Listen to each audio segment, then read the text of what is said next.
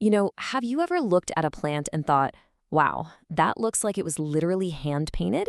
Well, that's the Calathea Medallion for you. And today, we're going to decode the secrets to keeping this piece of living art not just alive, but absolutely thriving.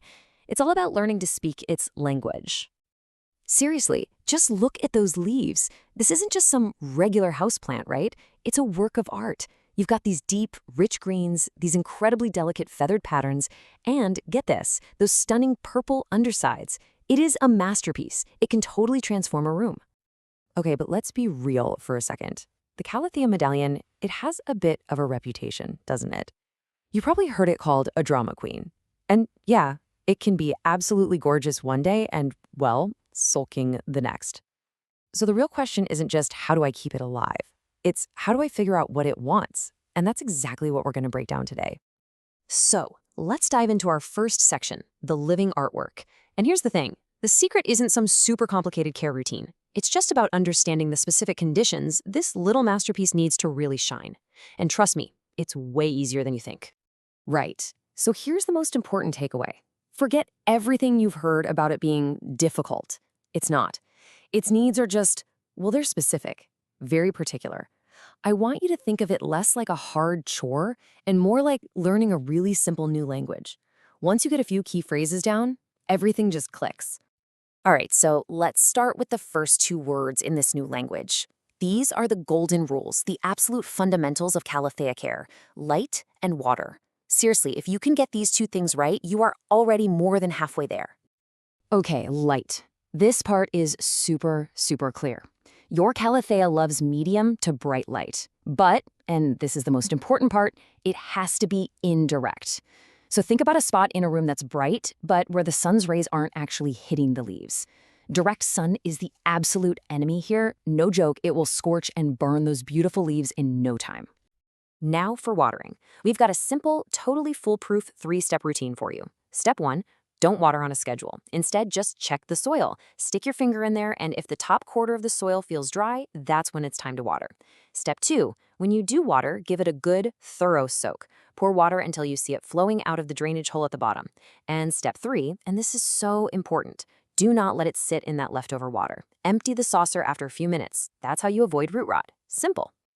Okay, light and water, check. Now let's build on that foundation.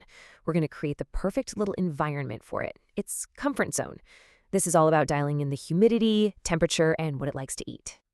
So to create that ideal home, you just have to remember where it comes from, the tropics. That means it loves high humidity. A bathroom or even your kitchen can be a fantastic spot for it. For temperature, just keep it in that cozy 65 to 85 degree Fahrenheit range. Comfortable for you, comfortable for it. And when it comes to feeding, think seasonally. A little bit of fertilizer, say every 4 weeks during the spring and summer when it's growing, and then in the winter, nothing. Let it rest. All right, this is my favorite part. This is where we put it all together. We're going to talk about decoding your plant signals. Because believe me, your Calathea is always talking to you. Learning to read those signs, that's the real game changer. And I really want you to remember this next bit. When you see those little crispy, browning, or curling edges on the leaves, your first reaction is probably going to be panic, right? But don't. Please don't. It is not a sign that you're a failure as a plant parent. It's just a message. Your plant is just trying to tell you something. So, what's the message? Well, 9 times out of 10, those browning edges mean one thing. The air is just too dry. Your plant is thirsty, but for humidity. It wants more moisture in the air. And the fix is simple. You can mist it regularly, you can group it together with some other plant friends, or you could even put a small humidifier nearby. It's just asking for a little more of that tropical vibe we talked about. Okay, let's wrap this all up with a quick cheat sheet. Your 4 golden rules. Number 1, give it bright and direct light. Number 2, water it only when that top quarter of the soil is dry. Number 3, keep that humidity nice and high. Mist it, move it to the bathroom, whatever works. And 4, feed it just once a month and only in the spring and summer. That's it. That is the entire secret language of the Calathea Medallion.